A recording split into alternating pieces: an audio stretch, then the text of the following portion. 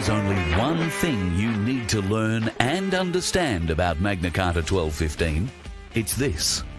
Magna Carta 1215 is the sole peaceful means known to humankind by which the rights of the weakest, most innocent citizens can prevail over a massive, potentially corrupt and oppressive state power. This is the voice of freedom. Magna Carta 1215 Learning Centre. Welcome to your next lesson with hosts Fitzroy and Carl. Well, g'day, folks. How are you tonight? I hope you're getting along for your Monday. It's been a bit of a busy weekend for me over the last couple of days. Sorry, I'm just trying to clean something off these glasses. It's making it very difficult to see through. After a big drive coming back from Singleton for the great Friday night that we had there at my place in Singleton. Wonderful, wonderful evening. Hello to everybody there, including Josie, who's probably not watching, but I don't know. I know her mum is. Hi, Em. We had a great night, and Merry Christmas to you guys. I hope you have a lovely time over the next couple of days and weeks ahead. I'm sure you're going to love it. Some wonderful folks there in Singleton, not the least of which is, of course, Cherie the boss. God, we love her, and what a dynamo she is. Thank her for all the work that she does for us. And for me personally, right across Voice of Freedom, it'd be very difficult to do that without her. Just going to say hello to a few people. Neville, g'day, mate. Starseed's in the building. You'll get one probably tomorrow. Melissa, hello, darling. Glad to see you're in. Aussie Sue's back in tonight. Bulls Nutsos. Love that one. Scotty T, I saw this. Fitz is... might have something to say about this too. Be a question. In fact, I'll bring him in right now. Ho, ho, ho, Merry Christmas and all those good things, my friend Fitz. Good evening, Carl. Good evening, everyone. Sorry, I'm just finished off chewing an apple. I'm just rushing, trying to eat and work at the same time, so I apologize about that. That's all right. You've just walked in the door. I'll give you a little bit of breathing time. But this is an interesting thing from Scott here. Looks like New South Wales police are going to define sovereign citizens as domestic terrorists. That could be an interesting wrinkle in proceedings. I don't know if you guys remember, we did a show on that not long ago where showed you evidence of what it's like when you confront these so-called police constables with actually a challenge to their authority. And you would have saw how the first thing he said was, so are you a sovereign citizen? And then you would have heard me explain that that actually means domestic terrorist in their code. So this is actually right in the pocket of how they've been running it. They're just now putting it out in public that's what they've meant. It means the whole time. So now they're not even hiding what it's meant for them. Yep. Fair point. Just having a bit of a scan through. Hi, Paul, Dave, Elaine's in again tonight. Peter, how you going, mate? Galactic Larrikins are in the house. They always address you, Fitz. They are big fans of yours. You know that, don't you? Yes, sorry, I didn't see that because I was rushing off my feet. But yes, g'day to the Galactic Larrikins. I always do enjoy seeing you guys in the chat. So, welcome, are you guys. Planning on calling? Are you calling them out again this week? Or I bet you bet I am. Absolutely. All right. Well, I guess without further ado, we should make an attempt at getting into it here. So let me try and share my screen. And we will get to our PowerPoint to bring up life, the universe, and everything. There you go. Just want to say tonight's going to be longer than what I'd like. I grappled with trying to split it up, but because everything connects in with everything, I don't know if I can. So, guys, it is going to be longer than what we might like, yet the detail is quite important. At the same time, if any of this is too confronting for you, because I imagine it's going to be confronting for a lot of people, especially if they hold specific beliefs, it's going to trigger a lot of stuff. Just ask yourself, am I ready to absorb this information? And it's okay if you're not. Yet there might be some other people that are willing and ready to absorb this information. So, just step away. If it's too extreme, it's too much too soon, you're not ready to actually expand into that space, give yourself a breath and just step away. And just leave it for others who are willing to and have that space to go step into there and explore. All right. And do it then. Truth and law. Truth and law are one and the same. Neither conforms to privately either held base biases or beliefs, nor do they discriminate nor favour. The neutrality of truth law is the unique property that gives it legitimate authority, along with the purity derived from being impervious to manipulation and corruption by any force of nature, nor can it be transcended. Yeah, so basically what is being said there is a lot of people that I've come to experience do not connect the similarities between certain words. And so anything that's law has to have something permanent attached to it, just like truth does. So they're really one in the same. If we can understand that as our foundation of knowledge, then we can start making distinctions between what people are calling laws as to what actual laws are. But it's really important that we understand what that actually means. You know, what it means if something's impervious to manipulation.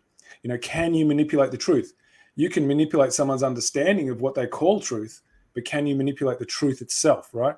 So is that above any force that we can put on it to make it change? And if it is above that, then that makes it a truth and makes it a law. So we need to understand these basic principles. So that's what that's trying to say. Speaking of basic principles, Shell Bell has thrown a question in. Well, it's not really a question, it's more a defined statement, I guess. No one can be a sovereign and a citizen. It's a contradiction. Yeah, absolutely agree, Shell Bell. So yeah, I'm with you 100%. So there you go. I think we've even covered that in one of the shows. Onto our, I've lost my slides. Give me one moment here. I'll be back. Right, on to the next one. Deceit and coercive manipulation escalate the nervous system. This is healing properties of truth. Now, when fear is absent, acceptance of objective truth keeps the nervous system in its natural state of equilibrium. Hence, why young children are incapable of lying until they learn that their safety depends upon concealing and suppressing the truth. Truth is the only force that is capable of healing the suffering of the soul. So I'm going to use the example that I've seen many times of when you watch children watching a magic act and you see them jump out of their skin every time they've worked out what the trickery is, you know, and they can't help it. They have to point it out. They won't rest until that's sorted out. So that shows you that they're like not able to not tell the truth, right? Their nervous system gets activated when they can see some kind of trickery in place and they need to do something about it. That's a perfect way to understand how we have that inherent requirement for truth, because that's the only way. Because once they get it sorted out, you know, when you see that they've actually been proven that what they're seeing, you know, is a fraud and they've actually been able to get to that correct, you see them, they settle down, they stop yelling and screaming. So this shows you, you know, by proof that we are geared to be in a state of equilibrium if truth is present. Now, the only way a child will accept a lie is if its safety is dependent on it. And that happens quite quickly. So we get programmed from our natural state of being in that state of equilibrium when we're in a relaxed state because we're willing to accept truth. It's the same reason why you'll hear children say questions like, oh, Mum, why does that man have a big nose? Or why is that man's ears too big, right? They're not hearing that as anything terrible. They're just trying to understand why something is, right? So they're trying to discover something. You know, they don't have a judgment about whether that's right or wrong or good or bad, but then they're told that's not the right thing to say. That's rude. You know what I mean? So they're shown that there's something bad about their inquiry. And that's when they start concealing truth because they know that suffering's coming if they don't. So we teach each other through our experience how to deny the truth. And then that is the spiral that gets worse and worse. And that's how we got to where we are, if you want to look at it in a real simplistic way. And if you want to heal, that we need to we need to get past that fear of accepting the truth, no matter how unpleasant it is. That's the only way we can heal. That's the only reason why we even want to know about truth. Yep, cool. Truth of authority. A baby knows truth because it's imprinted with a conscience. Therefore, babies are their own authority, and that never changes. What changes is the level of programmed fear present in one's conscious awareness that decides the level of objective truth one is willing to accept. Hence the term selective truth, aka confirmation bias, or narcissistic bubble reality. So if we come to a place where we realize that there's going to be some kind of suffering involved if we accept the truth, then we reorientate ourselves to create a story so we can avoid that suffering. And then that means that we're required to actually refuse truth. And so the next video that's coming up now actually explains that really well. So instead of me talking about it too much, I just thought I'd leave it to the woman in the video. This she does really well. Her name's Teal Swan, guys. If you're interested, I'd look her up on YouTube. She's done a lot of wonderful things about truth. So let me just check and make sure I've got the one.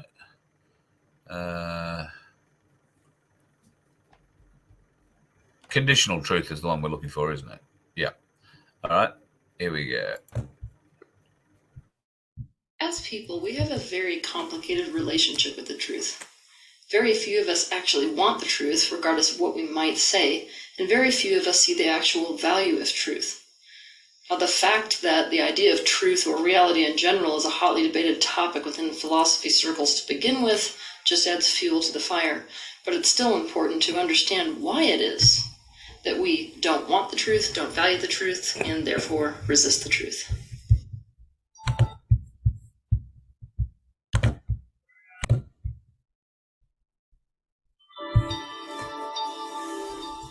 Let's begin by looking at the resistance that we as people have to the truth.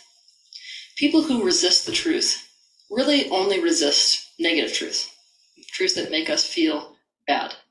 Now, when I say negative, that is a judgment. One could say that any truth, even the ones we think are negative, are actually positive truth. However, for the sake of your understanding, it's important to understand that people don't resist things that they feel are positive truths. They only resist things they feel are negative truths. The reason people resist negative truths is that they feel as if those negative truths always lead to something bad or unwanted. Usually this is a negative consequence that we feel like we can't deal with, can't face, or do anything to change. In general, people who are brave enough to see the truth, what is, are usually people who believe that they can do something about the truth, what is.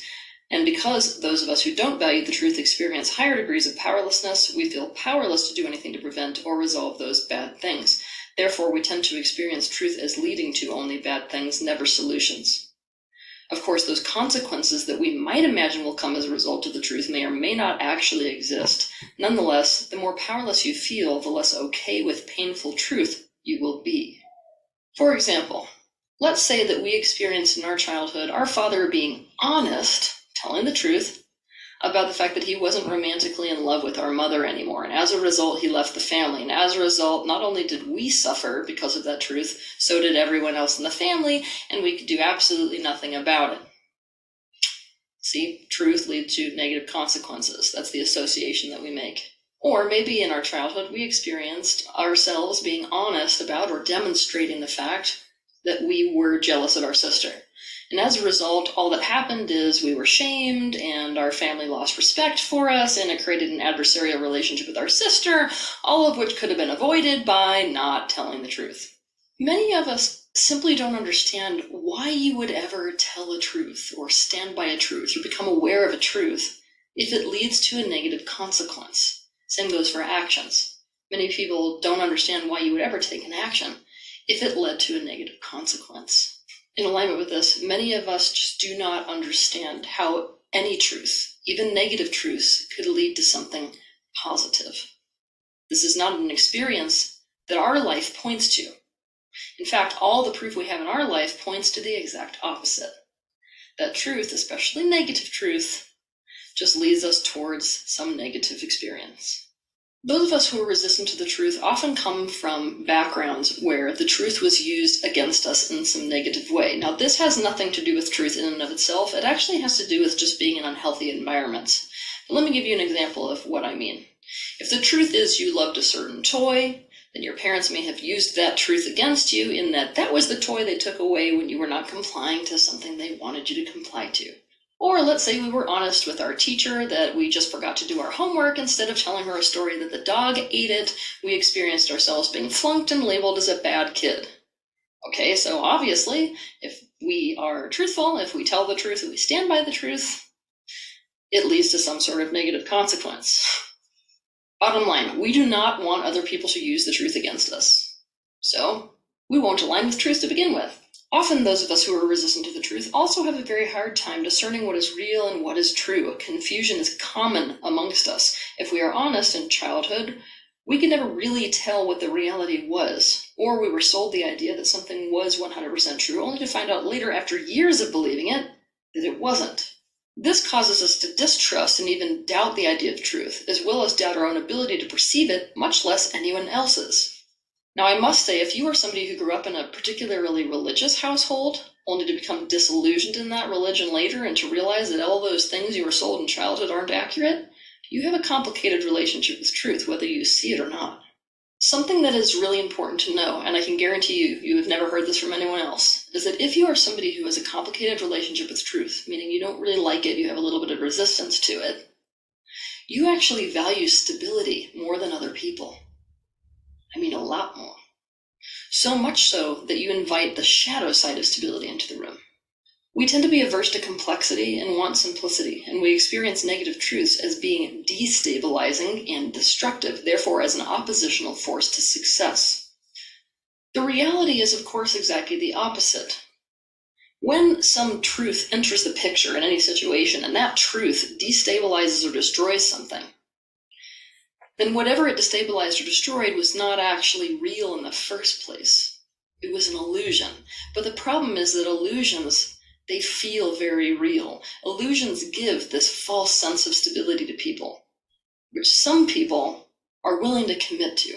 For example, a woman might have a husband who is cheating on her for her whole marriage, but the illusion that she has a good marriage still makes her feel stable and like she has a foundation to build her life on, as opposed to seeing the truth that he is cheating, and as a result, feeling her entire life is destabilized and her marriage is destroyed. Often, those who are resistant to the truth do not value truth or what is real over other things. Things like stability, things like feeling good, things like control. And our reality is flipped. Our wires are crossed. We see truth as an oppositional force to these things, when in reality, truth is our only way of actually achieving these things. This means we are conditional with truth.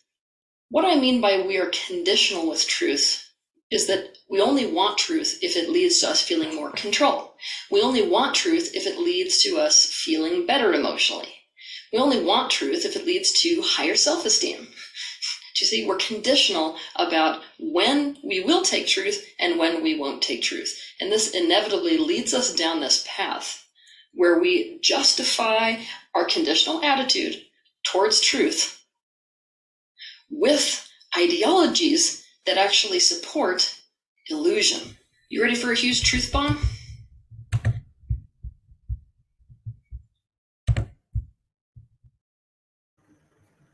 Oh, leaving us hanging, Fitz. Yeah, I just took too long to switch it off. So sorry, guys. Unfortunately, from my end, it all broke up, so I didn't get to see much of that. It was just all frozen. So I'm running on memory on what that was about. From what I recall, it's about the way that we are, the world that we live in. It's all about safety. So the things that we accept, what we call truths, a lot of the times they're actually not, because what we're seeking is control. So we will actually accept things that are not true, but we'll convince ourselves they are, just so we can get that sense that we have control over our lives. When she said the thing about truth, people fear truth because it's a destabilizing effect, has a sorry, I'm messing this up, that it has a destabilizing effect. Well, the thing about truth is if you've accepted truth, you'd never fear being destabilized. So this is what's going to get challenged tonight. There's a few things that are going to come up for some people where that's what they're going to experience when certain things show up. They're going to see that as destabilizing. So I'm just setting up the terrain of what's coming down the pike, guys. So certain people are going to have a very visceral relationship with what that's like to feel destabilized, because their beliefs are going to be challenged, and it's going to show them, those who are in that space, what it actually feels like. Right now, anyone who's listening to this, because you haven't been challenged, you're having an intellectual understanding of this, but very soon there will be a visceral one, and then you will actually get a real true understanding of what's being said here. All right, codified law. In contrast to law, codified law is complicated because its intention is to create the illusion that the whims and prejudices of self-elected rulers are impartial and bipartisan, therefore grounded in objective morality. Hence, the term moral relativism. So I had this discussion with people last week, and it was about, like, how come in certain different countries that have a different way of understanding morality? And I'm saying, no, that's not them understanding morality. That's them following a codified law they've accepted as moral. And then I use the example of those countries that have stoning to death, right? I remember watching this Iranian movie where it was about that. And the woman was accused of adultery because the husband didn't want to be married anymore. So he knew that he could just say that, and then he could get out of that would give him a divorce. And unfortunately, she had to pay a pretty heavy price. Where they covered her up to her neck in sand. So she was buried into the ground. And then the rocks were thrown at her. But the first person to throw the rock was her dad. And so I said to the people that I was talking to, I said, well, when it came time for him to pick up that rock, he was shaking. So if he actually didn't have any morality, he wouldn't have been shaking.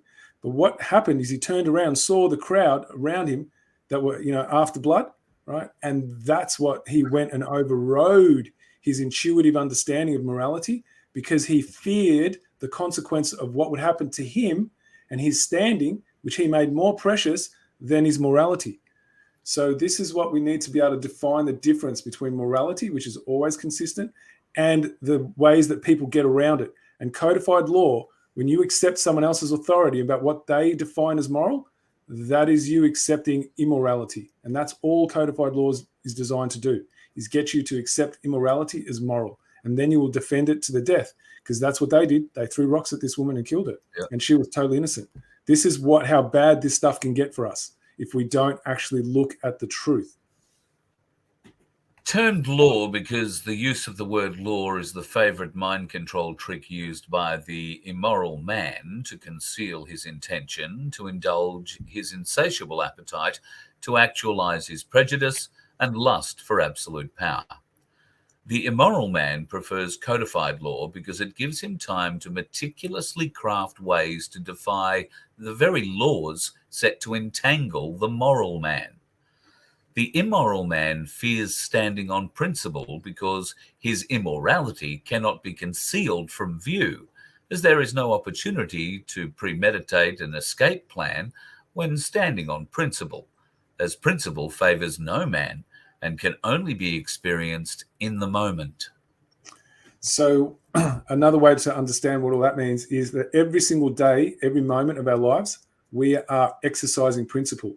That's how we navigate all our relationships. And when they go well, that's when both parties or all parties concerned are actually adhering to certain principles, usually the principles of morality. And when they don't go so well, either one or more parties has stepped outside of those boundaries of what falls within those confines, and that's when we have friction. But we're not actually sitting there thinking ahead of ourselves, oh, how am I going to go into this interaction? What am I going to say? How am I going to get around things? Most people aren't doing that. The only one who thinks like that is the one who wants to control the situation and get what they want. And that's what the immoral man does, right? And that's why they seek to actually define the terms of what the agreement they want to live under that suits them, so they can get around it, but it will ensnare the man who stands on principle, because it's immoral. So of course you're going to get snared by something that's immoral. It's the perfect mind trick.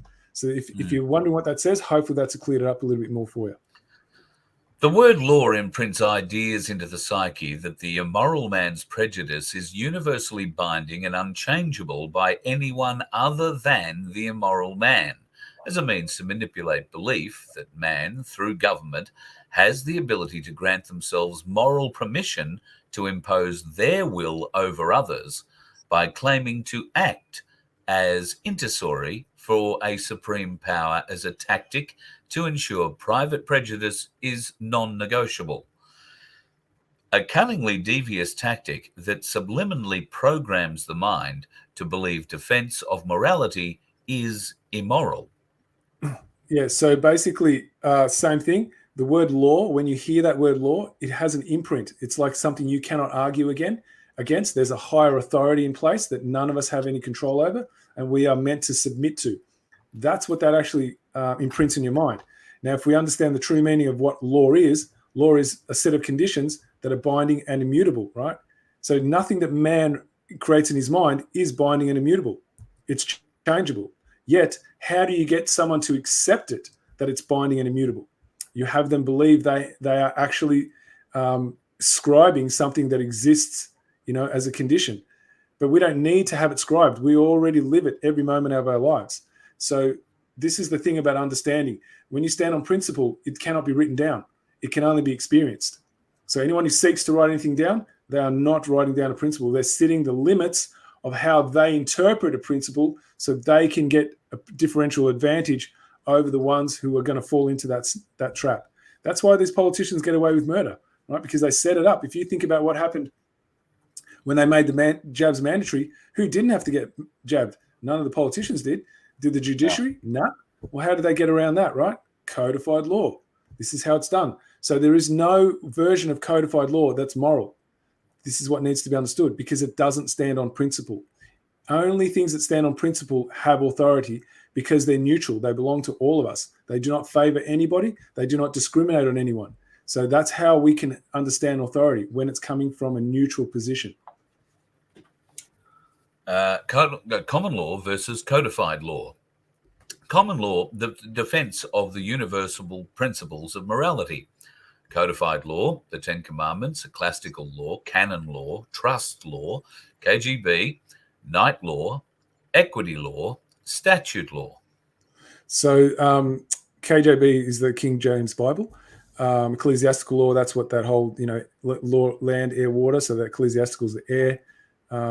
So crown law, you hear a lot of people now call themselves crown. That's the most superior law. These are all codified laws. These are all man-made inventions. Just wanted to address one of the things that came in here. Someone said sovereign is superior to sovereign. Well, I'd love you to explain what's more superior to someone being their own master of themselves, because that's all sovereign means, that you're above the rulership and control of another. So if you can explain to me what's more superior than that, I'd love to hear it. But I haven't heard an explanation that actually goes past that. So these are all those mind tricks, right? That how you get people to believe there's different grades of superior. And, a lot of people fall for it, because what happens? They're seduced by their ego. Their ego wants to believe there is such a thing as someone more superior than another, because that makes them feel superior in the sense that they're better than somebody else, right? And the only thing that gets drawn to that is the ego. So this is a really good way to ensnare people who are ego-driven when they start believing these kind of things as truths. But that you cannot discover any of those things in nature.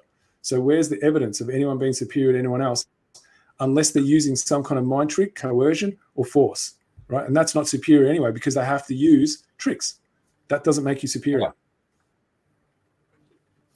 All right, into our next video. Yep, let's get into it. I don't get to see what they actually are, guys, so I'm sorry if I can't actually elaborate on them, because it doesn't come through on my end. I don't know why that would be. Is anybody in the chat having a hard time seeing the videos when they're playing? It just seems to happen from my end, from what I can tell. I think everyone else is fine, because when I watch the playbacks, it's all fine. So it's just on my end. Okay, it's all right. I was going to say, I haven't mentioned it, but we are running on Starlink this evening.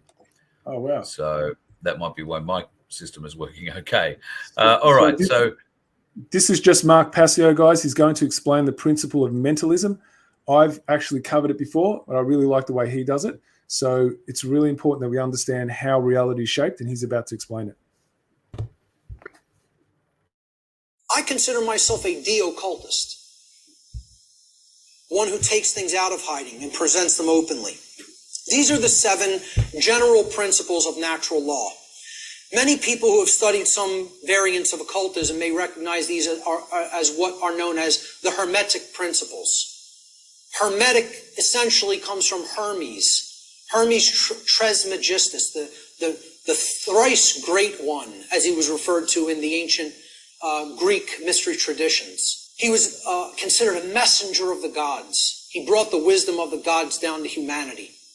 Okay, in the ancient Egyptian and Cometian traditions, he was the scribe of the gods known as Thoth. But the Hermetic tradition is named such because it's hermetically sealed, like natural law is. Natural law is hermetically sealed. It is binding principles that are immutable. They are laws that are in operation that cannot be changed. Hence, they are hermetically sealed. So these 7 general principles, they are mentalism, correspondence, vibration, polarity, rhythm, cause and effect, which is a huge one, which we'll be getting into, and gender. So I'm going to briefly describe what each of these are and what they are about. The principle of mentalism states that the all, everything in creation, is actually a manifestation of mind. The all is mind. Okay, what this means is everything that happens has to be a result of a mental state which preceded it. Everything. For anything to exist, thoughts had to form first, and then they formed the physical reality after. The universe itself is a mental construct of the Creator. Thoughts lead to the manifestation of things and events. Thoughts create conditions. Thoughts create things and conditions. They cannot just magically manifest themselves. Thought comes first. Thoughts create our state of existence and the quality of our experience here on earth, ultimately. Therefore, be responsible for everything. We should be responsible for everything that we create by being responsible for that which we think. Because the thought processes are what are driving the behaviors. People behave the way they do because they have certain belief systems embedded in the mind and running like a program. Their thoughts and their emotions are driving their actions. So the behavior is not magically suddenly going to just change. The thoughts and emotions have to change because they're the driving force behind the behavior. That's when reality will change. See, people don't want to hear that, once again. They don't want to hear, if you want to change reality, you, yourself, have to change the way you think. Because the way you think is not conducive to the requirements for getting what you say you want. They're doing the exact opposite of that in many cases. So that's the principle of mentalism. Wow. So he knows how to speak, doesn't he? Yeah. So before I carry on, I'm just looking at this statement by someone who's calling himself "Love is the Law," and the statement is, "I think this guy's a bit delusional, sounding like an atheist." Now, here's the thing about how when we lead with what we think, we are coming off an opinion. We are not coming off anything knowledge, right? So when we start with what I think, you are just saying what your private prejudices are in your biases. And so that in itself is a contradiction. So to call yourself "Love is the Law" and then lead with what you think about what someone's delusional or not, then you have no evidence, right? You've not looked at any of the lead up to how we got here, right? You've not even bothered. You've not led with any curiosity to try and understand. You just go out straight with that statement. It means to act in contradiction. And only one who acts in contradiction can be a slave. And so these people, they give themselves these titles, yet they don't even understand what it is they're saying. And so here's contradiction in motion, right? You see it all the time. And the only way it can happen is when you accept a belief that you've come to believe is a truth. So when someone says, "I think this guy's delusional," they've actually convinced themselves that that's an actual truth. But where is their evidence? Now, if we all go through life going, "Well, whatever I think is true," how are we ever going to unite? Where's the common ground if we're going based on our preferences, biases, and proclivities? How do we find common ground? So these people who want to say they want to fight for truth, how can they when they're leading with what they think? This is a really clever mind trick, right? As soon as you hear the word "I think," you know there's going to be an argument coming. It's a dead certainty. So back to what Mark was saying, he's basically explaining that if you want to control someone, get into their mind and control how they think. And very few people are aware that it's happened to them since day one, since they were born. And when you try and show them that how it's happened, they will fight you to the death. So that's that same meme that comes out of the, I think it's the Matrix one, where it's they don't want to get unplugged from the system, right? That's it in real time. This is when people don't want to hear how they've been programmed through their thinking. They don't want to hear it. Because what's happened, they've put their life force energy into the behaviors that have come from that kind of thinking. So they're not happy to actually go back and take a look at it. It's like saying to every single parent who had their child jabbed, asking them, "You had one job to do. That job was to protect your child. That is your actual biological reason as to why you're here, is to protect your child." Now, do you think they're going to be willing to face the fact that they did the opposite? No way in hell. So Yeah. this is the kind of way people clutch at things that they do, because they know if they face it, they don't have the resources to survive it. So they cling to their beliefs because their actions have put them in a place where they're now in a very precarious position. Do they have the courage to own up to, did their actions serve what they were really seeking?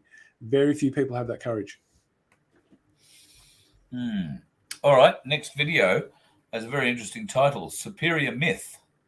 Yeah, so this one goes into how the whole mind trick was started through studies that people have put into how we what energy comes in, how we come into that whole idea that superior, inferior exist, because that's the deal breaker there, guys. Very few people understand that this superior, inferior myth is running through every aspect of our lives, and we act on it every moment of our lives, and we don't even know we're doing it.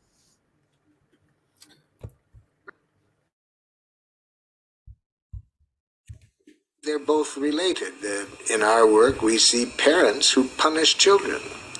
And it's the same thinking that leads the parents to punish thinking as that lead world leaders to think we have to punish whole nations of people. So they're both related to a way of thinking that started, as best some people I've read believe started about 8,000 years ago, when a myth started over the planet about how the world began. And in this myth, it was held that a very virtuous male god crushed to smithereens an evil female goddess. And out of this crushing of the evil force with the good force, that energy is what created the planet and the people on it. And this started a rather tragic image then, that human beings are basically created out of nasty energy, and that therefore we need to have some superior people control us. And some theologians and anthropologists that I've studied seem to think that this is how this all got started, this idea that we're basically made out of evil energy, and therefore we need to find those people who are closest to the gods, and these people are our superiors and have a right to control us. Well, this is where we started with the idea of blame and criticism and punishment and reward. I work now with cultures that evolved out of a different consciousness than that have almost no violence, but they have a radically different way of thinking. They don't have this thinking that some people are superiors, and these superiors have a right to control those beneath them. And so that's where I think it began.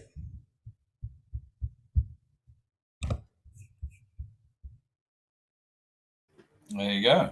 So if anyone's interested in really unpacking the Matrix, I highly recommend you start looking into Marshall Rosenberg.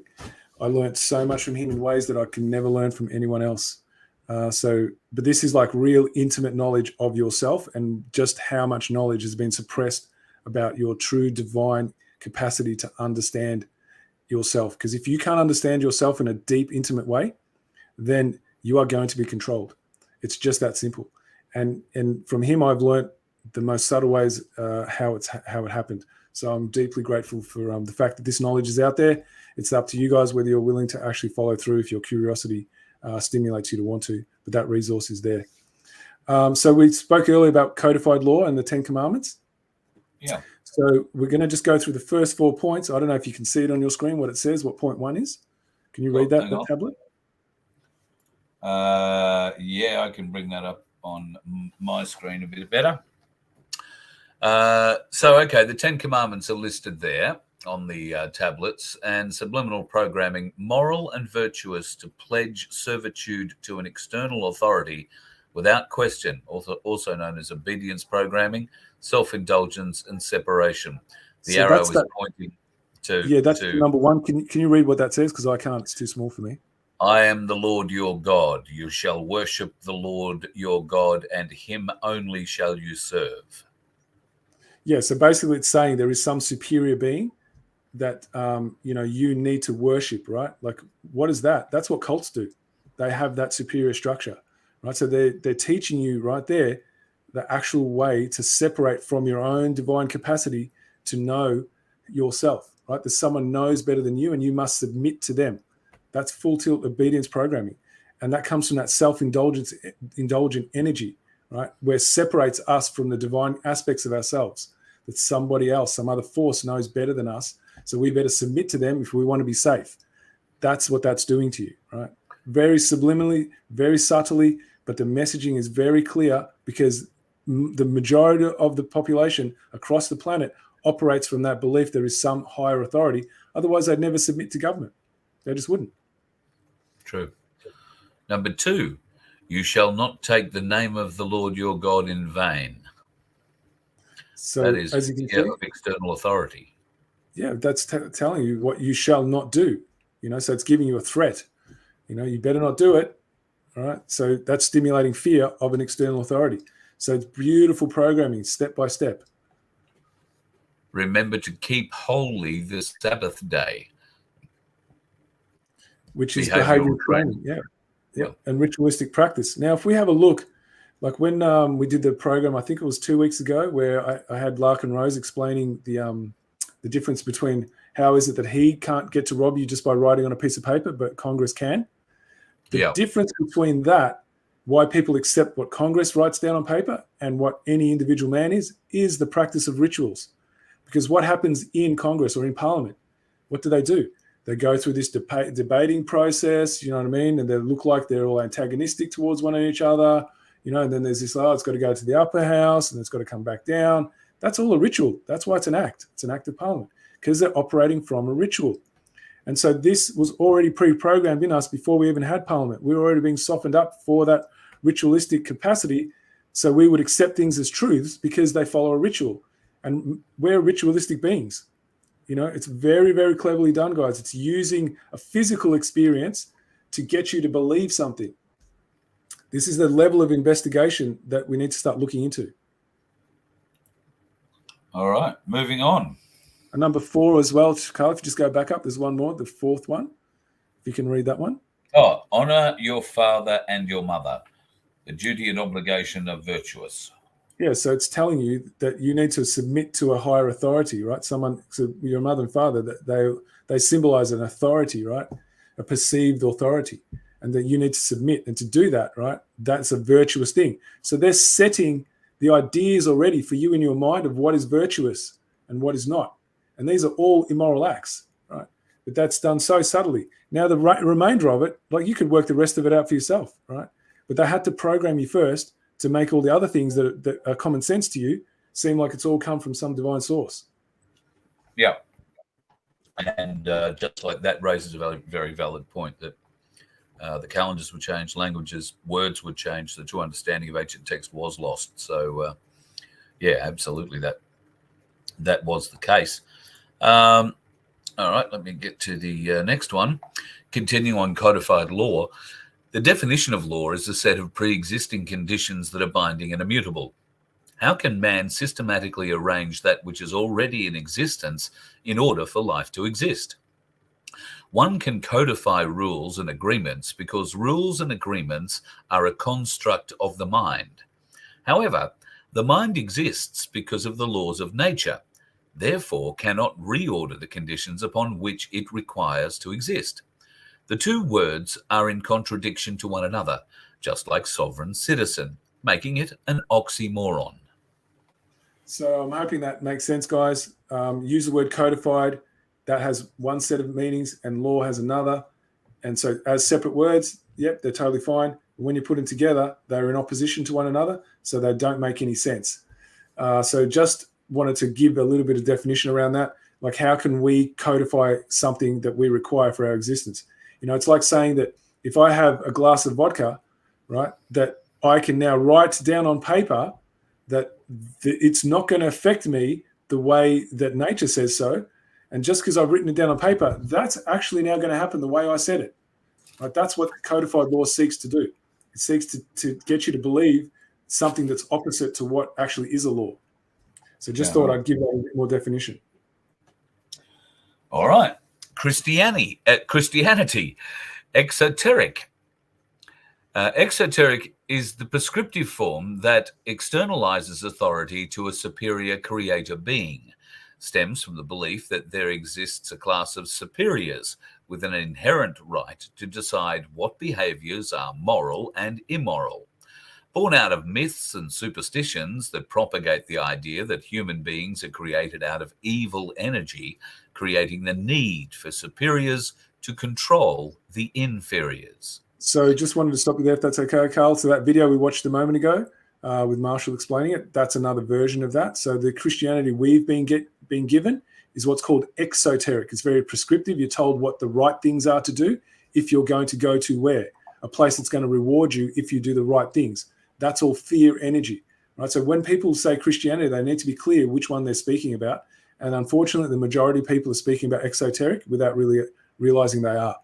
And so there's another version, which is esoteric, and that's an actual science. So that's why I put the two there so that people understand there's two forms. Just like there's polarities in night and day, same with Christianity. All right, well, let's look at esoteric. The science in pursuit of objective truth, discovery grounded in principle, is the highest aspiration of one who practices esoteric Christianity. I'm saying that with a fruit tingle in my mouth.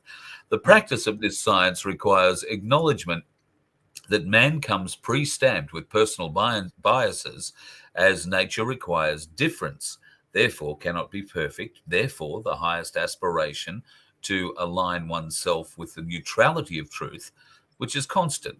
Hence, the willingness to accept the neutrality of objective morality, no matter how uncomfortable, is recognized as a pathway to peace. So if you think about, if we all go into our thoughts, what we believe, what are our prejudices, what are our biases, we're different for that reason. We need to be, because if we weren't, there would be nothing exciting about life. If we were all exactly the same, we all had the same preferences, we all had the same biases, there'd be nothing to learn from each other, right? But there's still got to be a way where all that difference can still come together and we can unify. And what is that? It's got to be somewhere that comes from a place of neutrality that doesn't favor anybody, doesn't have any preferences towards anyone, right? It doesn't discriminate. And if we don't find that, we can't have peace. So this is about understanding where does that place exist. And esoteric Christianity is that pursuit of finding where that neutrality is, right? The line of truth, because it never bends. It's always constant. And if we don't align ourselves with it, how are we going to meet each other in that neutral place? Where's that neutral field? That's what this is trying to explain. That's why it's a science, because it requires effort to be able to discern the difference between information that is not provable and information that is verifiable, right? There's got to be a way that you can discern that. And very few people have been given those tools, because if we were, we would never be under this control structure. Yep, true. So I don't need to go into this too much. This is the science. It's called the trivia method. As you can see at the bottom, it just says knowledge. So what we're getting is the input, and that is what's information. Now, a lot of people don't know that a lot of the information they're getting is not knowledge, because they don't have the capacity to discern it. And if they're getting stuff that's coming into them that they're accepting as knowledge that isn't, then their processing method, which is the next block, is going to be flawed. So you first need to be able to have a capacity to be able to discern the difference between what is knowledge and what it is that's comfortable for you, right? And a lot of people, very, very many, far too many, should I say, are not capable of that discernment. So therefore, the next step that they do, the processing, is flawed, because they're accepting flawed information and accepting it as knowledge. And then what does it do? It stimulates flawed behavior. And then what does that do? It creates a reality. Now, if you want to look at how we've got to where we are, that's it right there, right? That's why the media had to control everything, because they're the ones who are the gatekeepers of what they're calling knowledge. And if most people are not using their capacity for discernment, they're going to accept it. And then they're going to have a faulty processing method. And once they do that, their behavior is going to be out of alignment with what they truly seek. And then when that's happening on the mass, right, that is our reality. So if we don't understand the science of it, right, because this is all knowledge that people have had for thousands of years. It hasn't gone anywhere. It's up to us to discover it through force of will. So this is why it's been put on offer, guys, so you can actually decide whether that's what you want to do, of how you decide the difference between information and knowledge. It's up to you guys. Illusion destabilized by truth. The overwhelming majority claiming to be in search of truth have a conditional relationship with truth. Privately, they fear truths that destabilize their reality. Anyone who holds such a fear detect an illusion because truth cannot destabilize truth. So if you're someone who's in search of truth, you've got a method by which you can uncover it. No question anyone would ever ask you will be flustering you, or will you get, like too over the top and trying to shut them down, or, things like that. You will actually be like going, oh, well, I welcome that, because now that gives me more capacity to actually clarify what I'm trying to explain. So that gives you more capacity to get clearer. Someone who's claims to be a keeper of knowledge will have that energy in their body. They actually welcome the questions. They don't fear them, because they know they can't be destabilized, because all they're doing is expressing that which they know. The difference is that they have a capacity to give it literacy. So all they're doing is dispensing that which other people know, which they're not capable of giving literacy to. So that's the only difference between someone who is speaking knowledge versus to someone who's receiving it, is whether they have the capacity to understand the words and how they land in their body.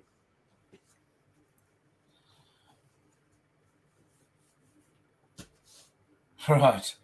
Well, this is certainly an old one. Once you eat the fruit from the tree of knowledge, religion becomes useless. That is a great play on, obviously, the forbidden fruits.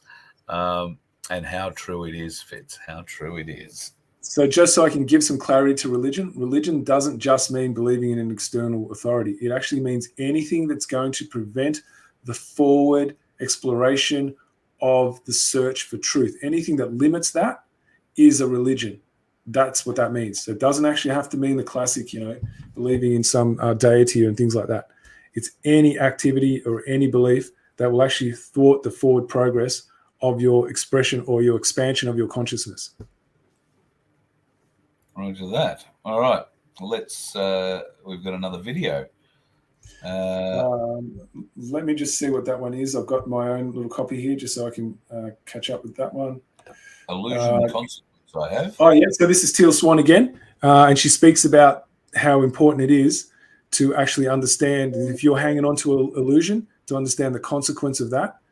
So I think she does a wonderful job here. Those of us who are resistant to the truth often have a pretty good idea of what consequences or pain the truth leads to. But those of us who are resistant to the truth have a very difficult time seeing how the opposite, how illusion, actually leads us to pain and consequences, in fact, even more so. We have a hard time with truth because we want something different than what is. We want to create something new and different from what is. This isn't a problem, this is actually a beautiful thing. The problem is when we're in denial of what is and when we're in resistance to what is.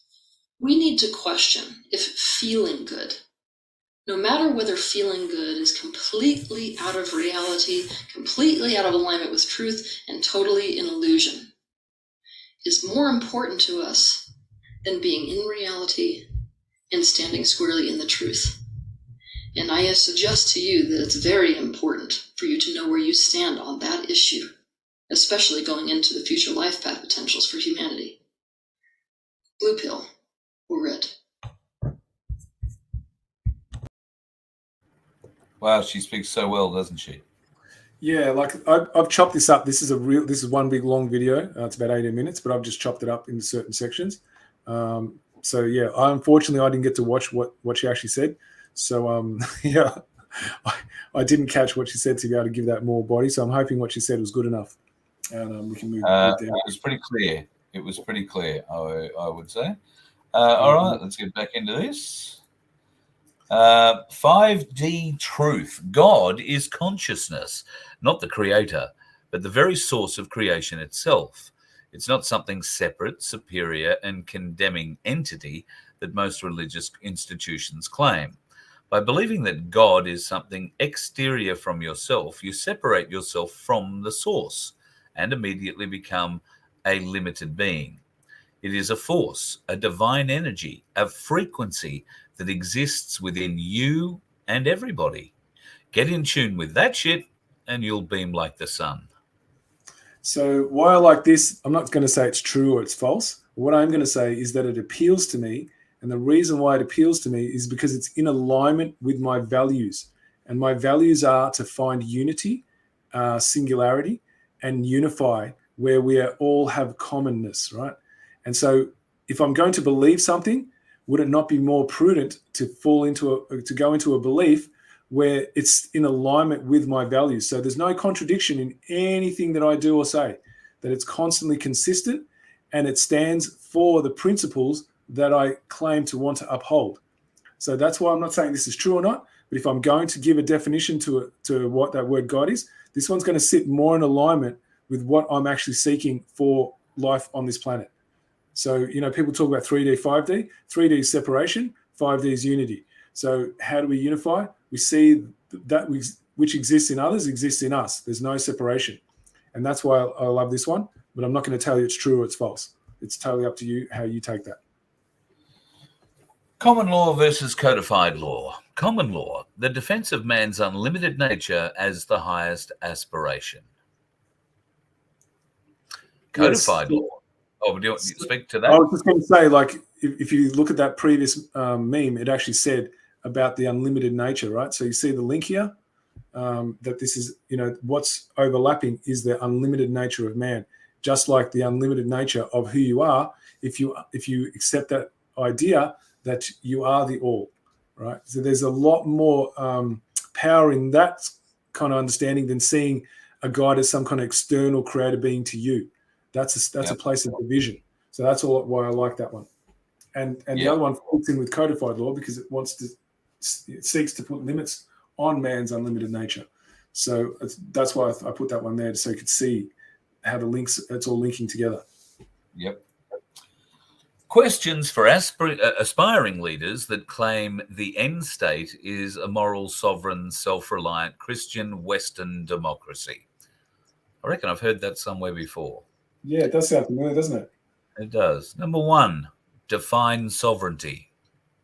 Number 2, what is the defining principle of democracy? Number 3, define morality. Number 4, does your end state have provision for a mechanism by which democracy and sovereignty can be preserved? If yes, what is it? Number 5, how do you define Christianity? 6, define the difference between exoteric and esoteric Christianity. 7, which version of Christianity do you stand for? 8, define the meaning of service. 9, define the purpose of government. And 10, in the governmental system, who is in power and who is in service? So we've got about another 3 slides to go with all these questions in it, guys. So if you actually want to get some serious answers, right, we've already covered these questions in all the lessons up till now. So they're already been answered for you. Yet there are people that are aspiring to say that they're the new leadership and they've got the people's best interests at hand that have not yet answered a lot of these questions. And there's a lot more they are required to answer before we can truly have confidence that they understand what leadership really means, even though they say it. So we need to get them to prove it with their knowledge. So standing for a moral, sovereign, self-reliant Christian Western democracy. These are the questions for people wishing to stand for that kind of thing. Moving on, question number 11. Define the meaning of power. Number 12. Define the meaning of law. Number 13. In a correctly functioning democracy, who gets to make the law? 14. How are laws made in a correctly functioning democracy? 15. Define the meaning of public servant. 16. What roles within the branches of government come under the definition of service? 17. What is your plan as to how the people can get the assurance they require to confirm that those acting in the role of public servant are behaving according to the definition of service?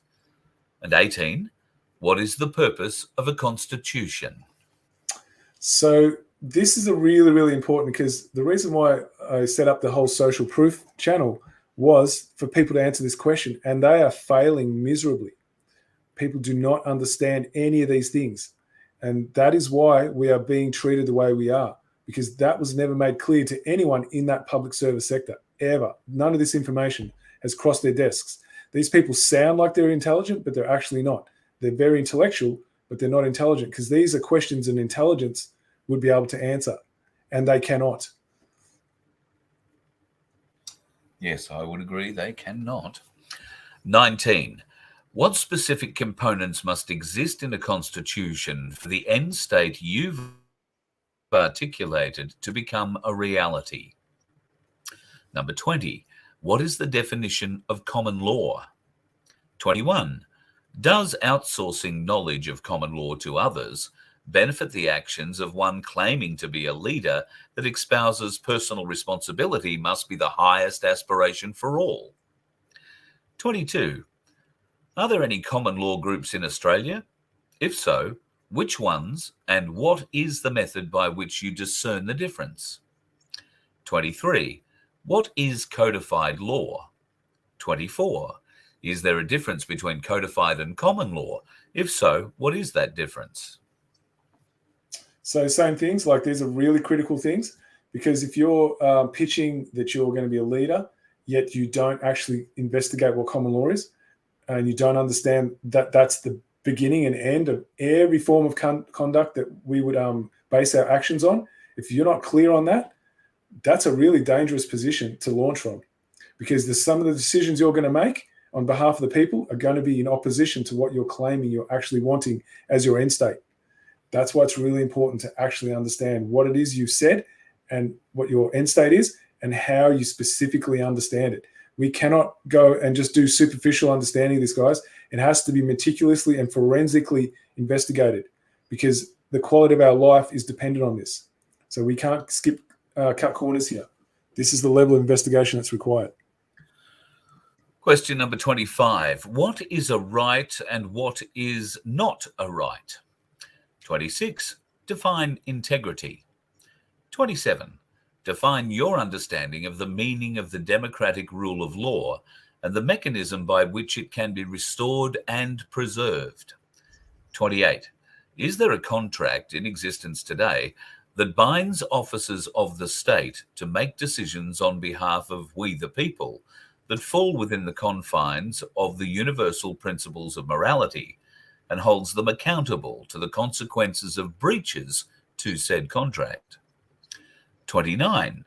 If you were to discover the existence of said contract, do you believe it to be prudent to spare no expense in educating the population on the truth? And 30.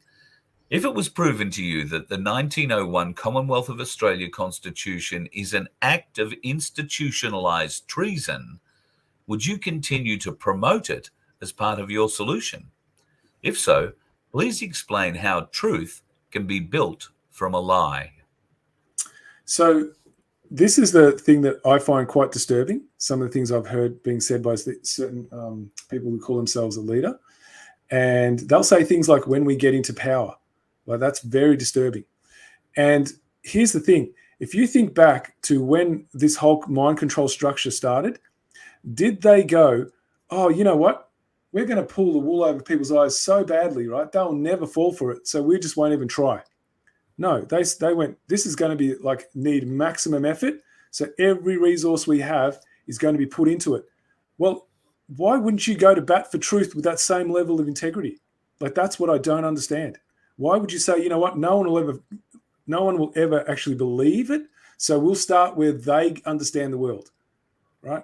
How is that the same energy that those who wish to lie and cheat and deceive, how is that? Is the truth not worth putting in that level of effort?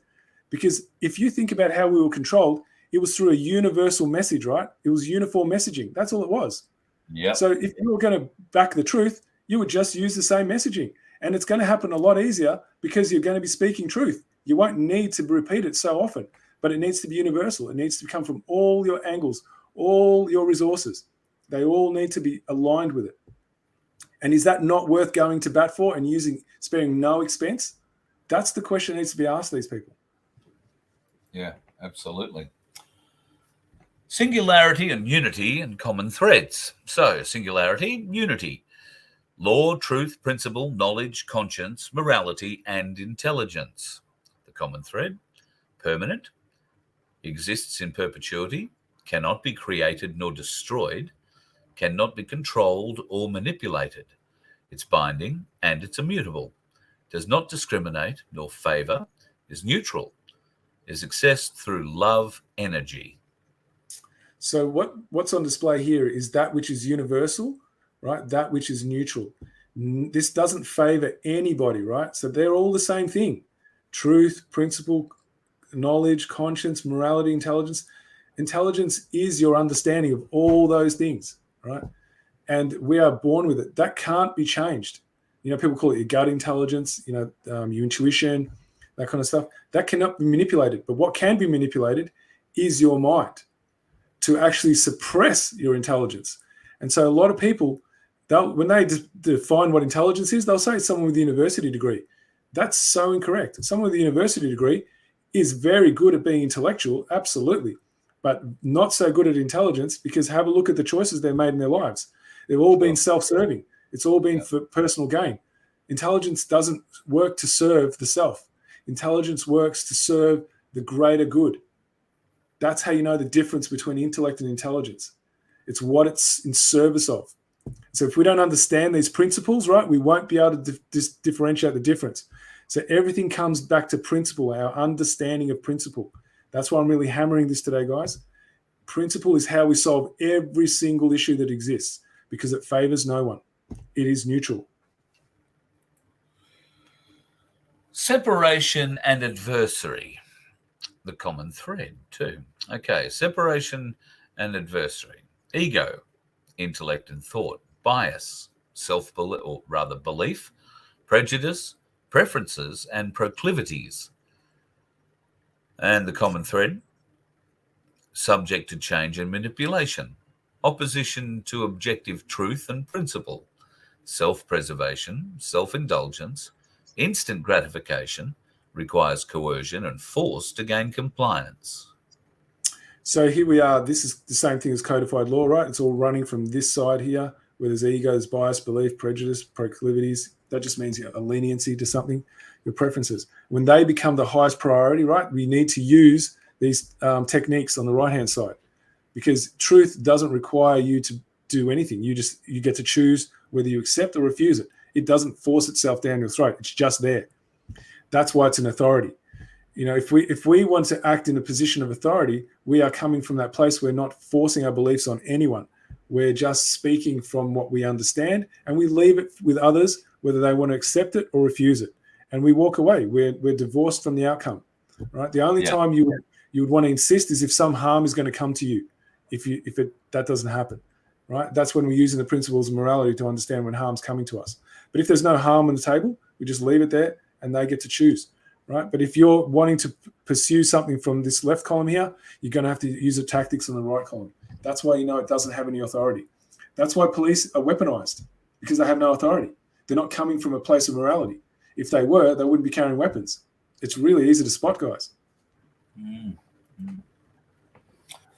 All right, the purpose of a constitution.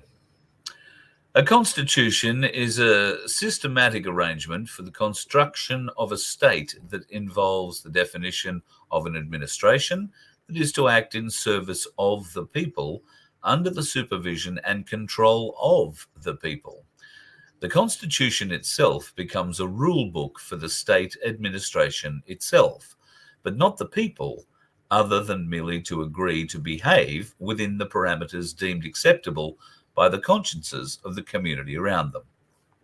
So this is not really difficult to understand. See, a lot of people, they'll hear the word constitution and their eyes glaze over. They think it's something complicated, because that's what we've been given. We've been given codified law and made to believe that that is a constitution. No, it's not. It's just, what are the principles we want to live our lives by, right? And then how are we going to actually create an agreement by which we can prove that we're going to get the service we actually say we want. Right? That's pretty much it. That's a real simple way of understanding it. Right. Okay.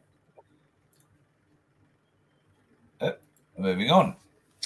A constitution would make clear the universal principles that underpin the highest aspirations of the people. This would require clear definition of how authority to make decisions on behalf of the people is granted, a set of protocols that set limits to what the state is allowed to do, the consequences should those boundaries ever be violated, the mechanisms for the delivery of those consequences, along with the ability to practice natural justice under the principles the people agree to live by. So the thing that can be codified is the agreement by which we're going to make sure that we can access a way to deliver that which has been promised to us, right? That's what you can codify because it's an agreement, but they are not laws. So we need to understand the difference here. And so if a society chooses to live by the principles of morality, how can they be assured they're going to get to practice that? That has to be agreed to in a constitution. And that's what happened in 1215 Magna Carta, which was Article 39.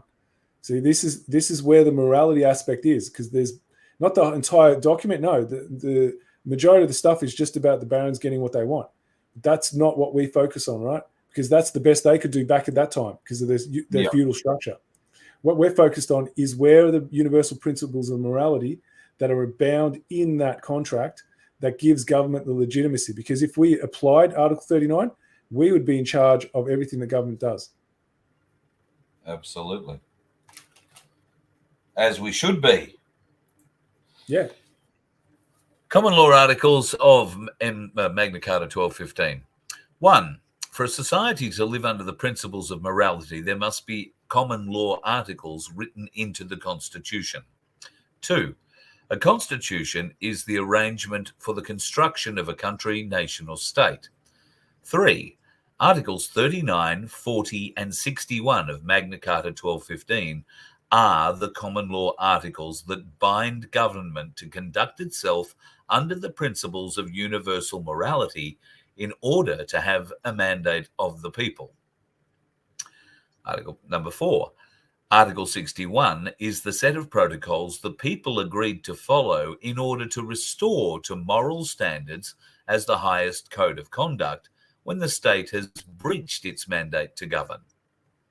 So really simple, guys. Like if we want, to get back to a place where we are back in charge, we just finish the contract. We execute the contract.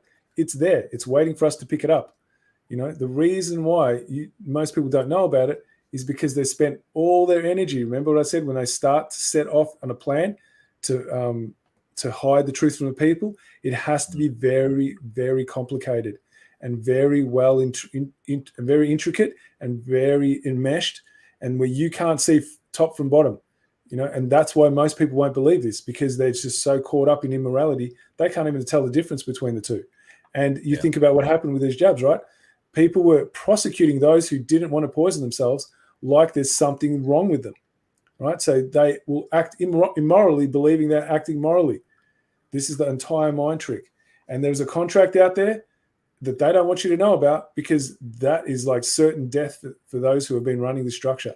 And everything they've accumulated, right, is going to have to come back to the people. And there's no chance they could bear that. They're not the consciousness, but their level of where they're at in their development just cannot accept it. So they will fight tooth and nail to end any chances of this happening, which is why they're starting to call us all sovereign citizens and calling us domestic terrorists, because they're in a panic now. All right, and if we don't use the law, they're going to get better and better at running us into the ground.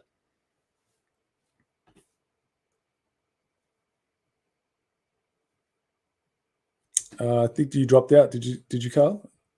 Law articles of 39, 40, and 61 of Magna Carta 1215. As they are expressions of the universal principles of morality binding on all of us, regardless of personal opinion, prejudice, or bias. Those who stand on principle do not sell knowledge, because knowledge is universally discoverable, therefore cannot be the property of any one individual.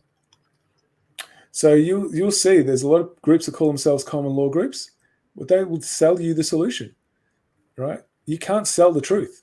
It's not for sale. So anyone who's telling you the truth is not going to want to sell it. They're not even going to have it in their consciousness. So right there is telling you they're not selling you that you're not actually getting truth. You are getting someone's beliefs. All right. Otherwise, they'd never sell it. Anyone who is attached to truth would never even consider to sell it because it doesn't belong to them. So there's your first, big red flag right there, guys. All these groups that call themselves common law, the reason why they can't unite is because they're running off certain belief systems. It's got nothing to do with that which is universal, nor is there any principle behind it. Ain't that the truth? If groups claiming to practice common law were practicing what they preached, it would be self-evident in the level of cohesion between them, as principle does not discriminate nor favour. Deeds are what creates reality. You either stand for objective morality or you do not. Principles are not a negotiating tool to suit one's whims. There is no middle ground nor fence to sit on because there is no force of will that can alter the outcomes that arise from defying the universal principles built into the fabric of existence. If all the groups claiming common law were standing in defense of the universal principles of morality, there would be an entirely different reality than the one we are enduring. The question needs to be asked as to whether groups claiming to be common law are run by controlled opposition. So this is a really important question, right? Now, anyone who's been listening to John Wilson lately, he's been making some claims, that are starting to really show that there might be something in this, right? Because, it's been going for over 2 years, guys, and we've made no progress. How is that possible? There's got to be something more to it, right? So if you're being sold a solution, right, you're being just drawn straight back into the system. And it's time to start actually seeing the forest for the trees, right? We're far too down the well for us to keep closing our eyes to this. We need to start taking a proper look with our eyes open without fear of what we're going to find out. That's a big one, that one. Yeah. Groups claiming to operate under common law are yet to define the meaning of common law, let alone demonstrate a clear understanding that common law and universal principles of morality are one and the same. Hence, the lack of agreement between the groups. Evidence of a complete lack of understanding of common law can be found in their open promotion of living in the private and the practice of the exchange of money for knowledge in return for the illusion of safety, which is the epitome of immorality. One who understands principle knows that no one is free until all are free. So that whole living in the private thing, they're using that seduction of that you can now pull yourself out, which is a self-indulgent act, right? Before you can pull anyone else out, right? That doesn't work like that. You don't get to pull yourself out and be free while everyone else is sucking it. It's not a thing. And so the next video we're going to go through, hopefully, is one of John Wilson. I love the way he phrases it. And he puts it in a way that makes it undeniable, right? So it's about really looking at what you're doing when you're doing UCC, using equity law, using these ideas of sovereign. There's so many different versions of the same thing. This is all codified law. None of it makes any one of those criminals accountable for them creating this structure in the first place. That means we've got two options. How do you live in the private? What does that mean, right? We only got one life, and it's the same as everyone else's. So how do you now segregate it from everyone else? There's no such thing as living in the private. There's just living. We're all universally bound to each other. We're all different expressions of the same life force. So why would you segregate? Anything that separates is the act of Satanism, right? So they're not even knowing what they're doing. They're actually giving their energy into separation and fragmentation. Well, how are you going to build anything cohesive out of that if you're using that energy of, I've got to save me first? Yeah, true. All right, let's play the video.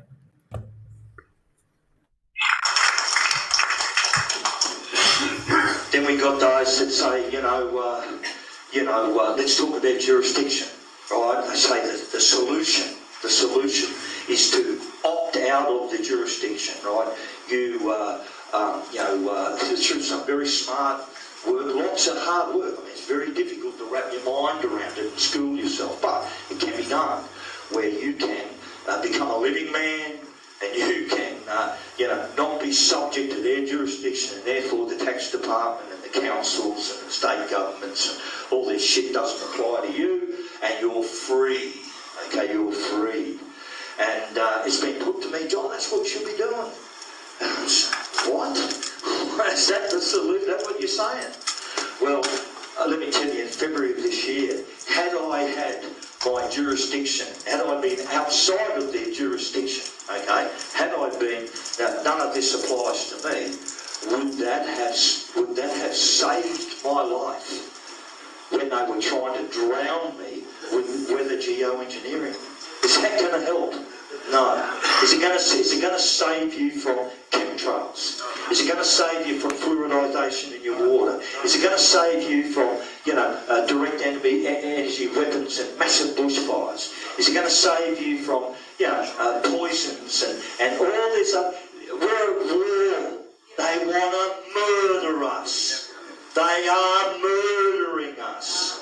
Removing yourself from their jurisdiction will only hasten and incentivise them to kill you quicker. You got me? Yeah. So I've said, stick that up your ass. Sure, it feels good. 50 years ago, that would have been a real option for me, right? 50 years ago, because they weren't trying to murder us back then. They were trying to kill us, but in other ways, right?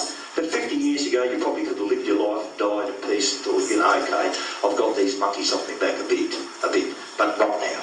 Not now. We're at war. They want to kill us. They want to enslave us. And any jurisdictional, manoeuvres and tricky little, smart little thing, forget it.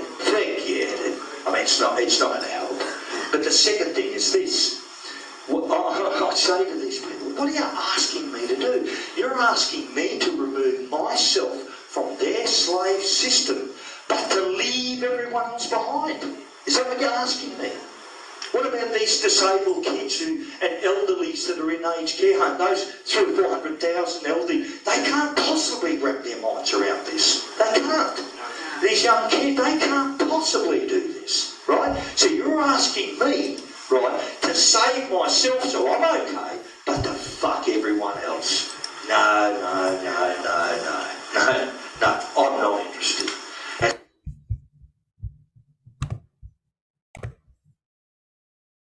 Walking on that sharp rocks, and you know how hard that road is, and you know how hard the road is that everyone else is walking on.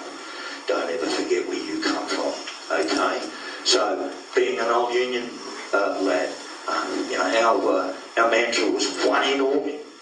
One in, all in, or one out, all out. That's how we used to run this. I'm hardwired that, if I can't get my freedom, right, okay, my freedom depends on you getting your freedoms. Yeah. You understand? Yeah. So I'm not interested in any smart little legal manoeuvrings and, language and all this shit.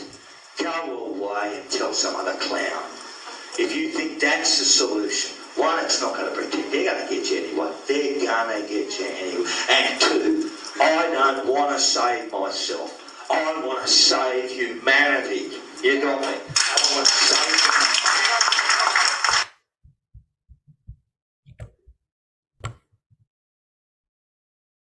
But I'm not interested, mate, in opting out of the system. I want to fucking rip it to pieces. Yeah. Because I want to ask you this, right? Okay? Look at the body of work. I don't mean him or... Simply saying, look at all of the evidence that they put up collectively.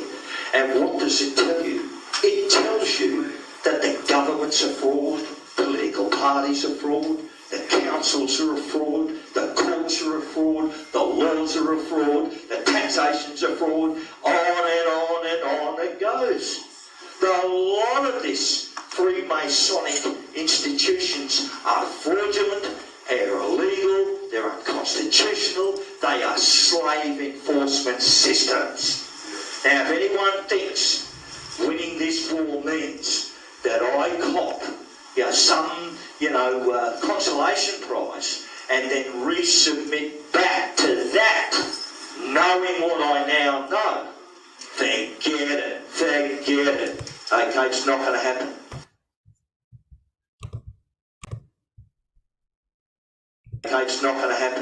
I am never going to submit to child rapists. I'm not going to do it. No, I don't care. Not going to do it. Yeah, certainly has a turn of phrase, doesn't he, John? Yeah, look, I have to say that comment that came up about the man crush, I'm right there with him. So whoever's, I'm right there behind you. So he's probably got a bit of a following by the sound of it. The reason why is because John speaks from someone who understands principle. He understands all the trickery that's thrown to seduce you, to get you to believe you have some kind of power, so you keep engaging in that structure. We cannot engage with it. We need to tear it down.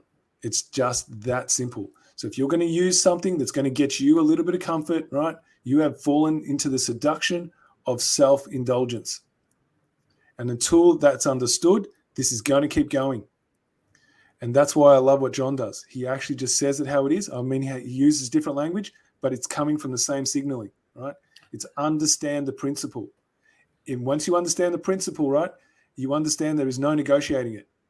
It just isn't. And that's what needs to be understood here.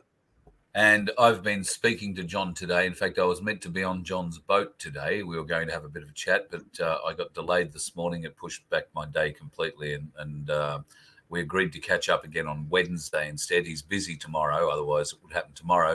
Fitz, I'll invite you in for a chat with him then. And we'll have a chat. We'll have a chat with him about this because I know he's very much a man of principle and understands what that means. And he's lived a life, an immoral and moral life. Recently, in the most recent Brisbane floods, he credits God for saving him, and he figures he's paying him back right about now. So he's a great man, and I really looking forward to speaking to him again on Wednesday. And yes, we probably will wind up talking about Christian Mack, who resigned today from the Freedom Movement, for those of you who are unaware. Yes, there's more to that, but we'll talk about that at a different time. Fitz, let's get back into the show. I'll bring up the next slide. Living in the private uses a collection of codified law, immorality, to protect oneself from immorality. Here we have a perfect example of a complete lack of understanding of the principles of natural law. Using codified law as a strategy to freedom requires the three aspects of consciousness, thoughts, actions, and emotions, to be in contradiction to one another, which is the absolute antithesis of sovereignty. Living in the private perpetuates artificial construct of separation, which is in direct opposition to our shared responsibility to act as contributors to our shared fate on this planet. Yeah, so that's a principle, right? If you understand that our fate is dependent on each other, you cannot just pull some people out and leave the rest behind. That's what he said about all the old people in the homes. What about people who have those disabilities, right? Who's going to look out for them? We're all part of one family, right? So we go to bat for all of us, not just some. And so that's, unfortunately, when you take that living in the private, you have separated from that capacity to actually connect in with the divineness of the all. And everyone is responsible for everyone. There is no one who gets out of this scot-free, right? And so if we don't take that responsibility and we don't show it with modeling, who else is going to be able to join in? We need to hold that line, and more of us start joining and making it go bigger, right? Sure. And if you don't use principle, how else are you going to find people to stand shoulder to shoulder with you? It's not going to happen. So this is about principle, right? And that's why I love what John does. He doesn't say it in those ways, but the signaling is exactly the same. If groups claiming to practice common law were practicing what they preached, it would be self-evident the level of cohesion between them, as principle does not discriminate nor favour. Have I read this already? Deeds are what create reality. You either stand for objective morality or you don't. Yes, I think we've done all that one. We ended up in controlled opposition. I understand. Yeah. We'll go to this one. A nation can survive its fools and even the ambitious, but it cannot survive treason from within. For the traitor appears not a traitor. He speaks in the accents familiar to his victims, and he appeals to the baseness that lies deep in the hearts of all men. He rots the soul of a nation. He works secretly and unknown in the night to undermine the pillars of a city. He infects the body politic so that he can no longer resist. A murderer is less to be feared. That's from Cicero. So the only reason I put that there is we've got to start thinking about these people who are saying that they're working for for the people. Are they selling you a solution? First question, right? Do they stand on principle? How do you know? What are their actions? Their deeds will show you what they stand for. Can you test it against principle? Start looking at that.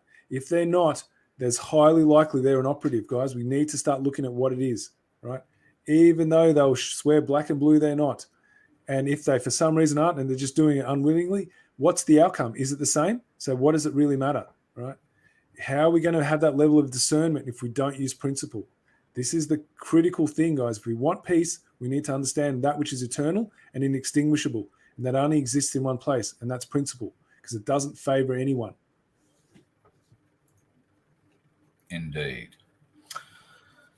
May I ask how many have successfully been able to use Magna Carta 1215 approach to stop paying rates and taxes? So what I just want to stop. Can I stop you there for a sec, Carl?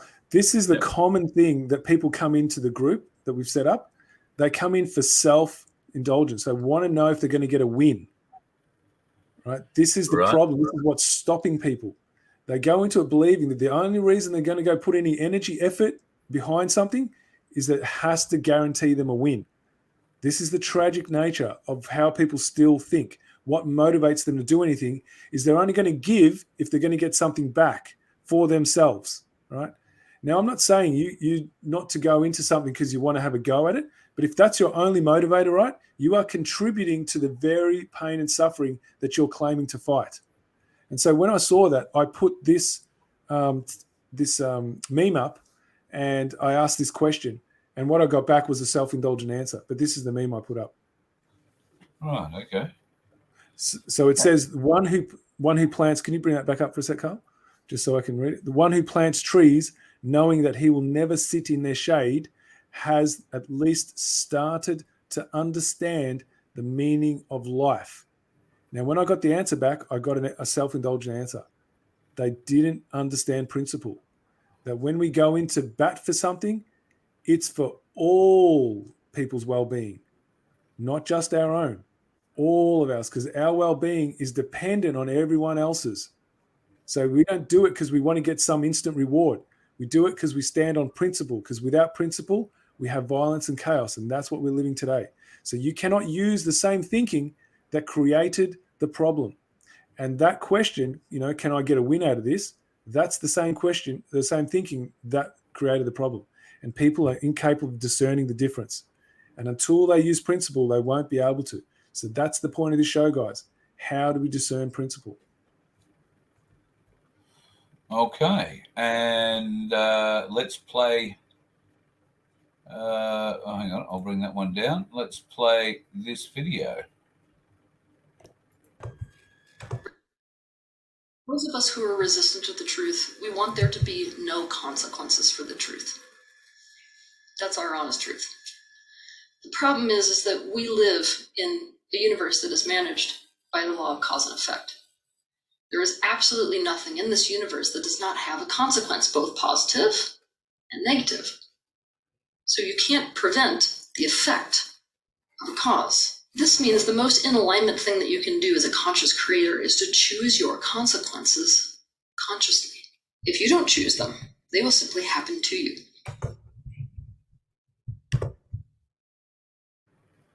It's very true. Life does tend to drag you along if you don't decide to make a decision or face the consequences. Yeah, and that's that thing about not understanding cause and effect, right? The cause is the way you think about something. So, of course, they had to control how you think. And if people cannot see how they're being controlled, they're going to believe that they are in charge of their own decisions, and there's nothing you can do to convince them. That's how well it was played from day one. So that's why we went through all of these things tonight when they started setting up these myths, right, about the truth about our reality, and then they got people to believe it. Once they believe there's a superior being, then they set themselves up to be controlled by external people who claim to be intercessories speaking for that higher authority. right? That was all very well understood how they had to do it. Just like Edward Bernays in the 50s was able to get women to start smoking, Yeah. and then they started the feminist movement and everything else after that. It's coming from the same energy. All right, so we're up to the announcements portion of the evening. Yep, that should be right. Let's bring up this one first up. So this is one we've done before, guys, but now that we've gone into morality and principles and stuff, I'm hoping to go back over it so you can understand it a bit deeper. Okay, so at which point while you're being forced off the cliff do you draw the line and finally stand on principle? Not because you expect to win, but because you choose to defend that which is eternal and inextinguishable, upon which the very fabric of existence is built, therefore not up for negotiation. Do you want your last breath spent on submission to fear and comfort, or in defense of the universal principles of morality upon which our shared fate on this planet is dependent? The sooner more people understand that it's the compromise of morality for comfort that's got us to the precipice, the sooner our self-imposed suffering ends. To act in the service of morality is to bring freedom into reality. Collective adherence to universal principles of morality is the underlying force that dissolves fear, neutralizes evil, and cultivates freedom. Magna Carta. Yeah, so I was just going to say that that meme is available for. I know I'm getting told off for saying that's a meme. That's available for people in the actual Telegram group, the Knowledge Center one. They can share anytime they like. So sorry for cutting you off, Carl. That's all right. We'll skip to the next one. Morality. Morality, knowing the objective difference between what is right and what is not. Magna Carta 1215 is the moral agreement that binds government to act in service of the people. So this is about very few people. I know when I've asked people, can they define morality? They just couldn't do it. They couldn't do it in a way that was universally acceptable for others. So what it says, the difference between what is a right, not what's right, but a right. So to understand what a right is, very few people know what that is as well. And so I've made about a 7-minute video that incorporates this with common law, and it's available in the Knowledge Center group, guys. So if you wanted to share that with people, the feedback I'm getting is quite positive. It's a very simple language. I know that I don't speak simply, but I did my best to try and keep it as simple as I could. And so far, I've been given some positive feedback about that. If you want to be able to share that with people that you believe could benefit from that, you can jump into the group. I did put in the live chat the Knowledge Center actual link there, Carl, so you can possibly put that up when you're ready as well. Yeah, I've just thrown that in the chat. So wonderful. So these are things you have access to in the group to actually start spreading the awareness of what's there, where people are going to be more open to be able to look into this stuff, because it's not coming from a place of anyone's opinion. I've also created this police conduct card. I think you've... Oh, yep. So this is about just giving people more fuel about how to actually stand their ground. Now, one of the biggest mind tricks that you'll hear from people that actually teach common law, which is not common law, they'll teach you to ask this question. Am I... no, what is it? It's something about... do I have the right to stay silent? Right? So here they are asking someone that actually has no authority, right? They have never proven they have any, to be the adjudicator on what their rights are. Biggest mind trick on the planet. And that's what they're using as information about how to stand your ground as a sovereign living being. I mean, it's a contradiction right there. Why would you ask somebody who has no authority about what your rights are? Massive mind trick, guys. So we need to start questioning them on where their authority is. And if you have a look here, this goes to the heart of it, right? Because why do they even bother going to this public oath of office? Why do they even do that? If they're a private corporation, why would they even go and give that pomp and on that service? Because before they can graduate, they have to stick their hand on a Bible or some version of that and say an oath. Why do they bother? Yeah. Right? We've got to start drilling down on these things, guys. Then you go, why did you need to stand in front of people to recite an oath of office, right? Because is that not a public declaration? And if that's a public declaration, that only exists in one protocol, and that's under a system of service to the people. So you ask them, is that not correct? So you are now drilling down that they are a public servant. What does it mean? Right? So now you're asking them, an oath of office is a pledge to act in accordance with what?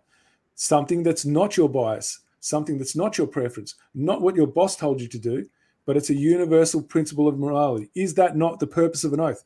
We need to understand what these things mean. And once we do, that's when we do what? We stand in our power. What is power? It's the activation of your knowledge. All right. So that was one of the questions that were in earlier tonight. So this is how we use our power, guys. We showed you a video a few weeks ago of someone doing that. And what happened? What was the outcome? That individual who had full armor, right? They had a bunch of other people that were fully armed at the beck and call. They could have just called upon anytime they wanted. But as soon as they were challenged under morality, they started panicking. That shows you how strong principles are, what they will disarm, guys. If we don't learn this, right, we're going to keep repeating our own pain. That's why I'm putting this up here. I'm giving you more and more resources. And so the next question that you would be asking is the fact that you swore an oath. Oh, sorry, Carl, if you can go back. In the presence of the public to act in accordance with objective morality means you are bound to uphold that oath at all times, does it not? See what happens when you ask that question, right? If you were solely an employee of a corporation, then there would be no requirement on you to take an oath of office to serve the people. Would that not be the case, right? So why, because we know they're employees of a corporation, so why do they go to the trouble of doing this oath stuff, right? That's got to mean something. That means they're still masking a system of service. Then the next one is, please explain how you can be employed by the police department, Vicna. We've created this for every single state, guys. So what we've done is we've added this to our caution card, and there's one for each state with the ABN. So it's all done for you guys. But I've just got the Victorian one here. So a foreign corporation incorporated in 1999, registered with Dun & Bradstreet, which is a credit reporting agency for corporations. How is that an honour of your oath of public office to act in service of the people at the same time as you're serving a corporation? Please explain that, right? And then it's, do you deny that the evidence that you are serving two masters is conclusive, making you guilty of the crime of duplicity? That's serious. Impersonating a constable, very serious. Malfeasance in public office, even more serious. Sedition, even more serious. Misprision of treason. It gets worse and worse for them, and treason, right? They can't stand in defense of any of these things. But if we don't start asking these questions, guys, they're not going to start shaking in their boots. And that's what we need to start getting to that place, right? If you want to do the last one, that's your choice. This is just where I stand. This is where I go past their egos. I go past their uniform. I go past any military outfit they're wearing, any weaponry. It goes past all. It goes straight into conscience. This is the one I love the most. Do you deny that the fact that you make a conscious choice to adorn the costume of a privately funded militia for financial gain is to be in open defiance of objective morality and the sworn oath you declared in public? So you are holding their feet to the fire, right? They can't deny any of these things. Therefore, an act of war against the very people you swore to protect, placing the burden of moral guilt from your conscious choices, because they're making them consciously, on you, which will haunt your soul for eternity. See what happens if you can get that one out. Yeah. I sometimes wonder whether or not they'd understand it, some of them. Well, it's really not the point, because if you got as far as those first three or four, I think they'd be panicking anyway. This is just something that I just have as my personal preference that I like to do. Yes, I would agree 100%. Now, there is one final slide that I would like to bring up. It's a little different to the slide that you provided me, Fitz, but I think it means the same thing. Oh, you changed it. All right, so this is a bit of a fun. We're going to have a little bit of fun to finish on, guys. This is something that my man crush, I'm just going to say it, has said publicly. LMTFA. I want to see if you guys can actually work out what it means, right? It's a very common expression. We say it to each other when we want to be in peace. What do you imagine that means? And see if anyone can work it out. But I love this one. I found it. I was bear in mind, it is John Wilson we're talking about here, folks. Exactly. So how does he speak, right? Yeah. All right. What could that possibly mean? This is how Fitz originally put it up. as best campaign slogan ever. I find that very hard to disagree with. And that is, if you haven't figured it out yet, folks, the Leave Me the Fuck Alone party. You tell me that's not standing on principle. Who doesn't want to be left in peace? Yeah. Right? That's all it's saying. I just need to live in peace without being violated in any kind of way. You know what I mean? This is what we're all after. Right. So I love that. Not that I'm promoting parties in any way, shape, or form, unless you're going to throw like a celebration. But I just love that when he said that. Yeah, so I do too. I couldn't let that one go, guys. Well, I'm looking forward to that John Wilson Wednesday with Fitz. That should be a very interesting chat. So just before we go, guys, I did leave one more video where John actually says he gets really riled up and he says the armor of God. It's time to put on the armor of God. That's a really powerful video. If you understand armor of God as looking at the armor of using universal principle, right? If you understand that's what God means, then this is where we're all the same. There's no difference. And that's time for us to stand under principle. And that's why I love that video. So I'm not sure if you've got that one set up for us at all, Carl. Yeah, here we go. I want to say this about petitions, okay? I've been getting a lot of petitions recently, okay? People wanting me to sign a petition. Now, let me say, stop it. Stop sending me petitions, because I am not begging my political masters. I am not begging them for another couple of foot of chain. I am not doing it. I am not begging them to loosen the collar around my neck by a couple of notches. I want to expose them all. I want to expose them all and take them all down. I want them clean out. I want them out. The lot of them. The lot of them. There's an unholy alliance. There's an unholy alliance in this country between some evil parties, I can tell you. And you can't negotiate with evil. You've got to defeat it. You've got to defeat it.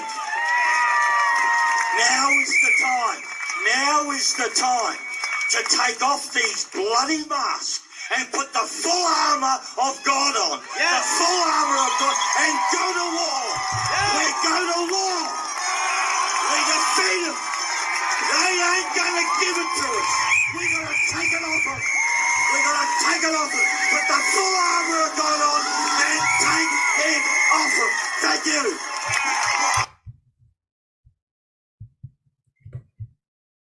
Absolutely exceptional. Absolutely. So I just couldn't resist that one, guys. I just needed to leave us on that one because he just says it all there. It's time to, really find our courage where we are, our deepest truth, and stand up for it. He's a very motivating man, and I count myself as honoured that he has my number and isn't afraid to pick up the phone and call me. I really appreciate it, and I can't wait. I'm sorry I mucked him around today. It was just unfortunate. I got delayed this morning, and otherwise we would have had a bit of a show this afternoon and a show tonight. But we'll do it Wednesday instead. So thanks, Fitz. Thanks again for another really great show. Lesson number 25. I think we're off next Monday, aren't we? Yeah, so obviously it's going to be Boxing Day, so not really the most conducive to doing a show. Just wanted to question the question here that says, Sparrow, so you bag God, your scientism illusion is so crazy. So here we go, someone else in thought again. So just proving everything we've gone through today, there's some people who are going to be triggered by that and they cannot hold it, and then they have to jump in and espouse their opinion and create that illusion because it protects their beliefs, so they want to feel safe. This is perfect evidence of that. So thank you for that, Sparrow. Let me just have a quick glance down. I did star a couple of comments earlier. Let me see what was in there. No, I think I got through all of those ones. So, all good. Just like to thank everybody who put in a super sticker tonight. Thank you very much for your support. It goes a long way, and it is deeply appreciated. Thank you so much. We'll be off next week for Boxing Day night. There will be no Magna Carta lesson that night, but we will have one the following week. And we do have a Q&A coming up, Fitz. Do we want to talk about that? Yeah, so that'll be week 27. That should be January the 9th. Anyone who wants to ask a question, anything that you don't understand, or if you want to challenge anything, you're more than welcome. Please, the more questions, the better. Whatever it is that you want to challenge, please go ahead. I'd love to address anything that you've got that you want to put forward. This is your chance to actually have some say. Like Carl said, you can record it if you like, and we'll play a voice recording. I don't know if there's a capacity to bring everyone in live. I'm not sure if that's a thing. That would make it for really good questions. There is. Yeah, okay. Well, I can't do it for everyone, but I can for really good questions. Yeah. So that'd be a fun thing. It's going to be unscripted. I don't know what I'm going to get, right? And I'm just going to be rolling in the moment and dealing with it as it comes. So if you want to be part of that, feel free to, whatever you don't understand or whatever you'd like to challenge, please come forward. I welcome it all, and I'm really looking forward to it. Good on you, buddy. Thanks again. Talk to you next week. Yeah, it's a pleasure. I will obviously probably next week, but maybe on Wednesday if we can get to hook up with John Wilson, that'd be awesome. Oh, that's right. True. Yes, we'll definitely be talking before Christmas. So, yes, Mr. Wilson on Wednesday. Looking forward to it. Thanks, mate. All right. It's a pleasure. Good night, everybody. All right. Thank you very much, folks, for coming in for week number 25 in our Magna Carta Learning Centre.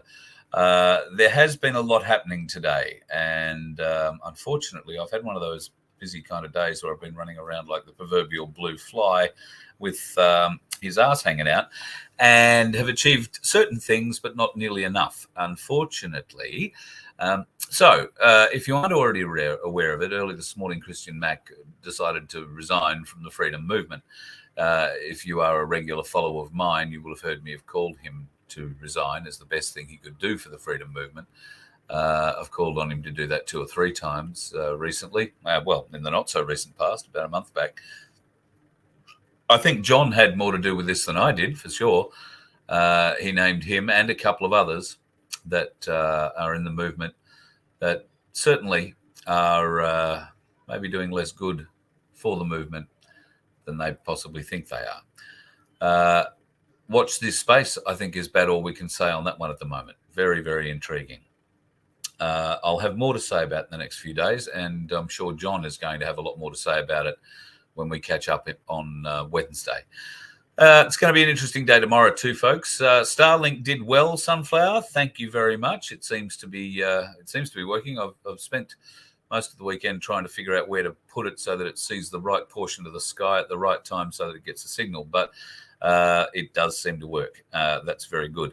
Also, I've had our new broadcast TV gear turn up, and there's still a couple of little pieces that need to be installed or actually purchased before I can install it all or plug it all in and make it all work. But the plan is that at some stage over the next day or two, we'll stick all that together and start making it work. And obviously the plan for next year is to take all of that gear to your place. The Galactic Larrikins are very keen to get on the road. I mean, they do live in Canberra, so who can blame them? But they're very keen to get on the road, and so am I. We're going to get this gear out. We're going to come and build my places at your place. If that's what you'd like to be part of, then please get a hold of Cherie at vofhq.com. We are still working on our membership thing, and we hope to have a little bit of news for you in the next day or two about that. In fact, Vince has probably got all the news on that already, and I just haven't spoken to him because of the situation I found myself in. But anyway, we're busy in the lead up to Christmas. So is everybody else. So I don't want to distract you too much from your Christmas shopping and all those great things that you've got to be doing in the week before Christmas. So, folks, thank you very much for your support, for your love, for your generosity, for your stickers, and for following the Voice of Freedom. This week, going to have some interesting stuff. In fact, tomorrow I'll be posting up a video of me creating something I will be making a water filter. Yes, there is a drill. There is other tools, mechanical instruments, and there is a first aid kit involved. I'll just leave it at that. It's hardly surprising. It is me, but there you go. Anyway, well, I'll post that one up tomorrow, give you a bit of a look, and John Wilson Wednesday. Looking forward to that too. Have a great night, folks, and we'll talk to you soon. You let one ant stand up to us, then they all might stand up. Those puny little ants outnumber us 100 to 1. And if they ever figure that out, there goes our way of life. It's not about food. It's about keeping those ants in line. That's why we're going back. Does anybody else want to stay? Let's rock!